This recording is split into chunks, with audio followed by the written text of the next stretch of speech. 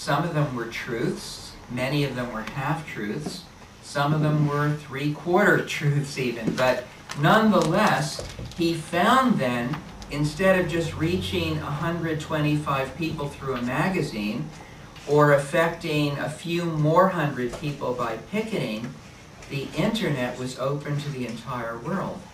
And all kinds of people were constantly surfing it, looking for somebody to talk to, looking for something to be angry about. And before long, he had 1,000 people or more making regular entries in that. Now, about this time, I remember speaking to someone from OSNA, the Waldorf Schools Association, and talking about Dan Dugan and saying, maybe the Waldorf schools should start their own kind of, list or something like that to counterbalance this. And this individual said, perfectly logical, he said, Eugene, number one, nobody is going to send their child to a Waldorf school, has a computer. Number two, even if they do, now we're talking about 1988, 1989. Even if they do, they're certainly not going on the internet. We could see the electrical forces are starting to really get interested in this. They're not going to go on the internet. They're clueless about things like that. Don't worry. Well, within a couple of years, virtually anybody who was about to send their child to any school whatsoever realized the first place to go is the internet. That's where you get really dependable information. You do research there. So they would write in Waldorf on Netscape or Alta Vista, whatever the old search engines were, and one chat group would come up, and soon it was a website. Only one. Waldorf critics list, and then something called plans. Plans for parents for legal and non-religious, non-sectarian education. That was it. That became the only source of information about Waldorf education on the internet. We have no idea how many thousands of people learned about Waldorf education there, and then they call schools and say, is it true that Waldorf education is anti-Semitic? Is it true that Rudolf Steiner hated African Americans? Is it true that this, whatever you name, this all came up? We have no idea how many people might have been turned away from Waldorf education without checking with the school. And teachers had no, where did you learn this? What do you call that?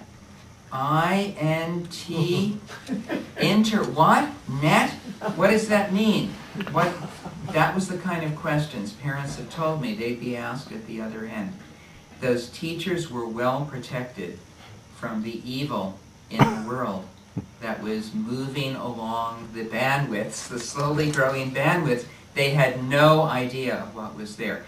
It took OSNA about 2 to 3 more years to start to really develop a viable website that people could go to. And then they had to learn the tricks that Dan Dugan was a master of to make sure your website goes to the top of the heap, that you're number 1 in the first 10 that Google, which was starting to become the basic search engine at that time, would put. And Dugan knew all these tricks backward and forward. So he had a 5-year jump. And in this time, I would say, Waldorf schools had to meet Ahriman in a very, very hard and fast way.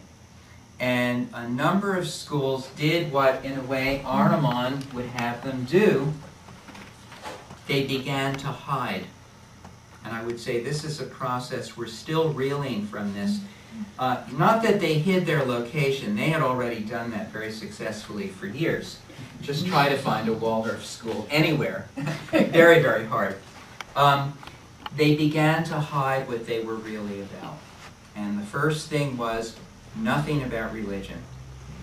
We have got to be very, very careful because our Jewish parents are learning from Dan Dugan that Steiner may have said anti-Semitic comments. If we bring the Christianity too strongly, People are going to be much more sensitive about it now. And if Dan Dugan gets wind of this, if somebody writes him a note, well, they perform this play about Mary and Jesus and the child and so on, and it's super offensive because it's really implying that this is the only religion and so on. So there was at a time in the late 90s when a number of Waldorf schools began to pull back on anything that was religious in nature. Also, the connection with Rudolf Steiner began to be more and more downplayed, and whether one should have a study group, an anthroposophical study group in the school among the faculty, became a big question. These are some of the more blatant things. But on the whole, Dugan instituted a kind of reign of terror because everybody was afraid, not they even knew about their school, but somebody might write something on the internet and their school would somehow be mentioned, and that would just, all hell would break loose. And in this way, I would say, the Waldorf movement was introduced to the power of Ahriman in our time. Now, for years, nobody knew what Dan Dugan looked like. Like Ahriman, he hid behind the internet. There's that wonderful New Yorker cartoon showing two dogs, one on the floor, one sitting at a computer, and the one at the computer says, "On the internet, nobody knows you're a dog." Like the Wizard of Oz, Dan Dugan was really behind the curtain.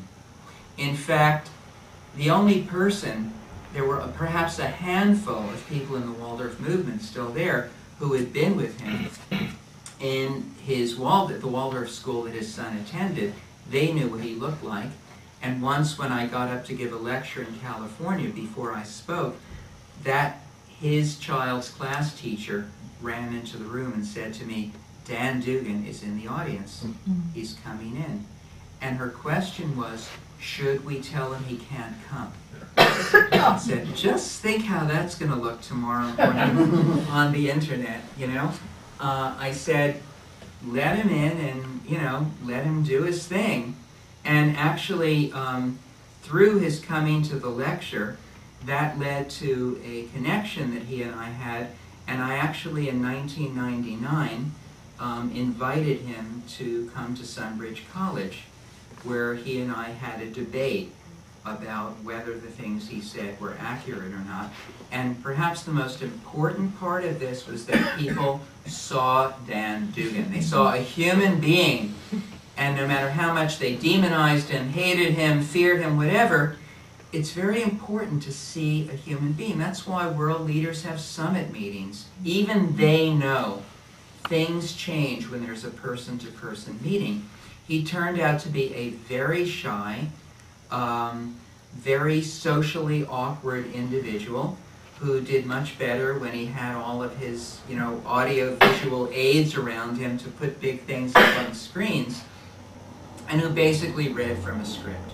It was very, he actually had to speak in an improvisatory way when he and I kind of, you know, shared different little bars with each other. He had a very, very hard time doing that. He would just kind of fall back on whatever document he had. So that was very good. And also, he acknowledged himself going to an anthroposophical community